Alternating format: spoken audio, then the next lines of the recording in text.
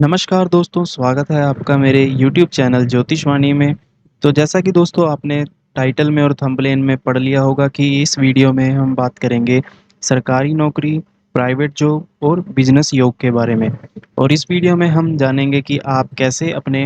हाथ की रेखाओं से या फिर अपनी हस्तरेखा ज्ञान के मदद से यह जान सकते हो कि आपके जीवन में सरकारी नौकरी के योग है या प्राइवेट नौकरी के योग हैं या फिर आप अपने जीवन में बिजनेस करेंगे। इन सब बारे में आप इस वीडियो में अपने हस्तरेखा के माध्यम से जान पाओगे। तो दोस्तों, वीडियो शुरू करने से पहले वीडियो को सबसे पहले लाइक ज़रूर कर दें और अगर चैनल पे फर्स्ट टाइम आए हैं तो चैनल को सब्सक्राइब कर दें और साथ में दिए गए उसके बेल आइकन को भी प्रेस ज़रूर कर दें ताकि मेरी सभी लेटेस्ट वीडियोज़ की नोटिफिकेशन आप तक पहुँचे। तो अब दोस्तों, वीडियो को शुरू करते हैं।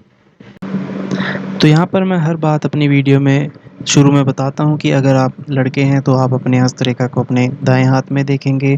और अगर आप लड़की हैं तो आप अपनी हस्तरेखा को अपने बाएं हाथ में यानी कि लेफ्ट हैंड में देखेंगे। पर अगर आप लड़की हैं और साथ में आप एक जॉब कर रही हैं या किसी प्राइवेट सेक्टर में नौकरी कर रहे हो तो आप अपने हस्तरेखा को अपने जो है राइट हैंड में ही देखेंगे।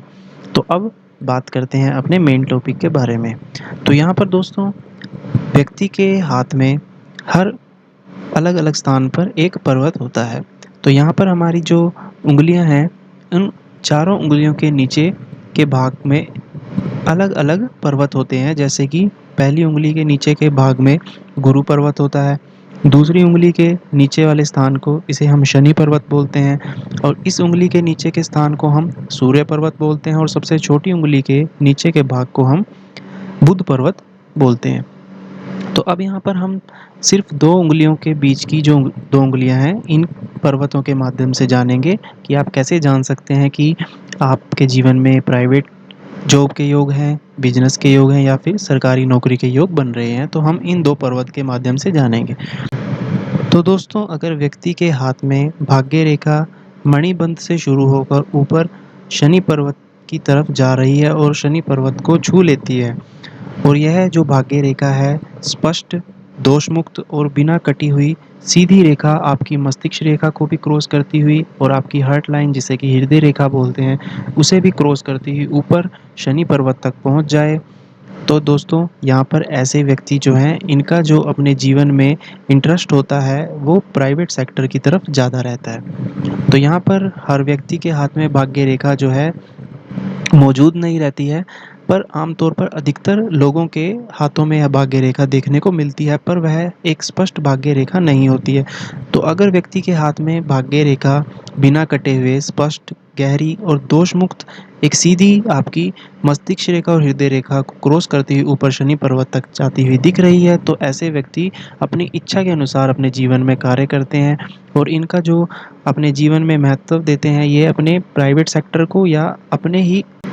काम को आगे बढ़ाने की इच्छा रखते हैं या फिर ऐसे व्यक्तियों के अगर परिवार में पहले से ही एक अच्छा बिजनेस चल रहा है या इनके परिवार का एक अच्छा बिजनेस है, अच्छा व्यापार है, तो दोस्तों ऐसे व्यक्ति माना जाता है कि अपने ही परिवार के बिजनेस को और बढ़ाने की इच्छा रखते हैं और उससे एक अच्छा लाभ भी